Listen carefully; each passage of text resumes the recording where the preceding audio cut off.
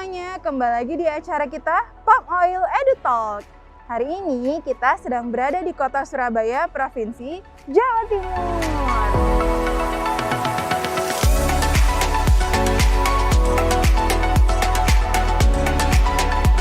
Nah, sekarang kita sudah berada di Jalan Tunjungan, kota Surabaya. Yuk kita cari tahu gimana sih pendapat generasi milenial dan masyarakat Surabaya tentang kelapa sawit. Let's go!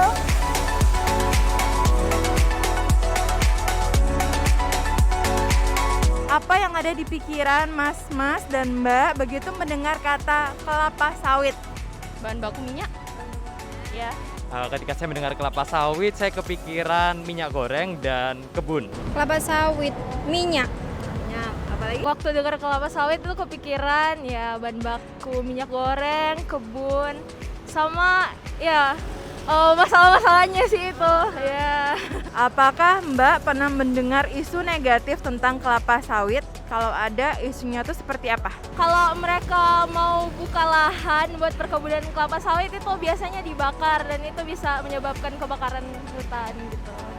Kalau aku sih tentang kelapa sawit belum pernah dengar mbak ya. Isu negatifnya itu kebun kelapa sawit memakan lahan dari hutan hujan tropis di Indonesia seperti itu. Kayak banyak lahan kebakaran kayak gitu-gitu. Biasanya di mana teman-teman ini sering mendengarkan isu tersebut? Nggak tahu.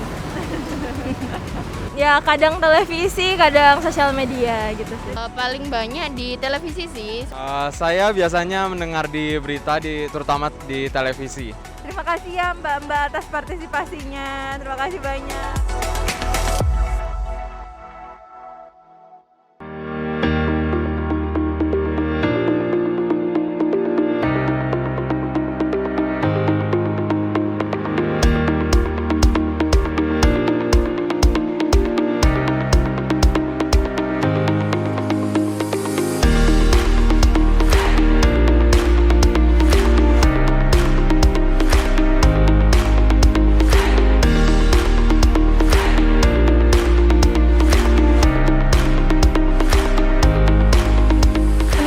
Rasanya saya, Soraya Harlan, dapat berdiri di sini di hadapan Bapak dan Ibu, serta di hadapan siswa-siswi se-Provinsi Jawa Timur dalam acara kita pada pagi hari ini yaitu Palm Oil Edu Talk Jawa Timur dengan tema Kupas Tuntas Mitos dan Fakta tentang Kelapa Sawit. Kegiatan ini merupakan wujud pelaksanaan tugas Badan Pengelola Dana Perkebunan Kelapa Sawit dalam melakukan promosi perkebunan kelapa sawit. Kami melihat kemarin survei di Jambi, pertanian kelapa sawit hampir satu provinsi ini kehidupan yang menonjol kelapa sawit. Guru-guru digaji oleh perusahaan kelapa sawit, tenaga pembantu guru dibantu oleh kelapa sawit, bahkan ada perumahan sampai kehidupannya secara baik karena di pedalaman adalah perusahaan.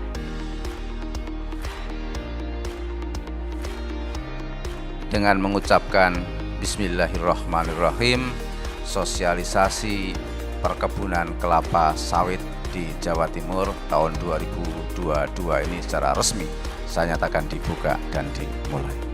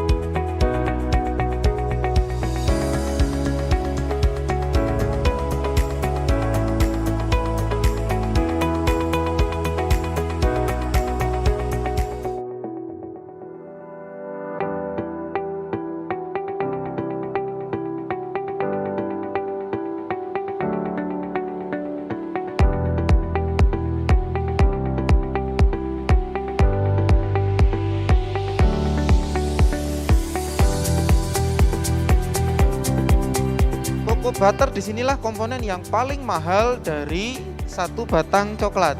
Itu kenapa pada saat kita menggunakan sawit itu harganya akan lebih kompetitif. Selain itu juga nanti profil coklatnya itu tidak akan mudah meleleh dibandingkan kalau kita membuat dari 100% menggunakan lemak kakao.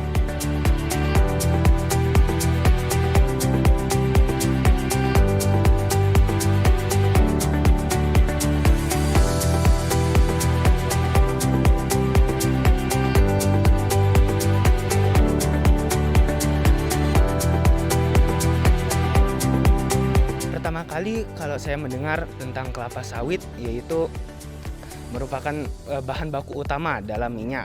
Kelapa sawit ya itu bahan baku minyak goreng. Kalau tentang isu negatif dari kelapa sawit, ya banyak orang yang bilang kalau kelapa sawit itu membuat tanah perkarangan yang untuk menumbuhkan tanaman tersebut menjadi tidak layak untuk perkebunan selanjutnya. Isu negatif tentang kelapa sawit saya belum pernah dengar.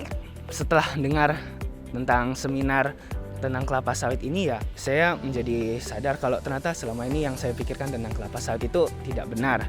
Penggunaan lahan-lahannya yang berlebihan ternyata sekarang sudah tidak, hanya menggunakan lahan yang tersedia lalu dimanfaatkan dengan semaksimal mungkin. Setelah mengikuti seminar ini, yang saya pikirkan itu telah berkembang karena yang dijelaskan sama yang saya pikirkan itu sangat berbeda. Kan saya pikirkan awalnya itu kelapa sawit hanya untuk minyak goreng saja. Yang dibicarakan oleh narasumber tadi, ternyata kelapa sawit itu memiliki banyak manfaat, yaitu bisa jadi kosmetik, terus sabun, terus bisa jadi bahan solar, terus dan lain-lain banyak lah.